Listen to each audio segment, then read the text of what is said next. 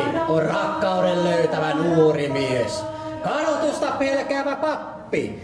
Oman äänensä löytävä rehtori. Ja kettuihin hurattanut mummo. Tämä kaupunki on päiväkodin pihalla juokseva lapsi. Hölkkä hullu laitosmies. Ja taidetta tekevä perheen äiti.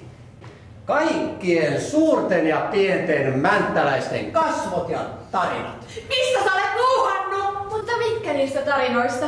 Kaikki tarinat ja kasvot yhdessä. Ihan kaikki. Oletko sä nyt ihan tosissas? Sä meinaat, että tätä kaupunkia myytäisi olla tavisten kasvoilla? No miksi ei?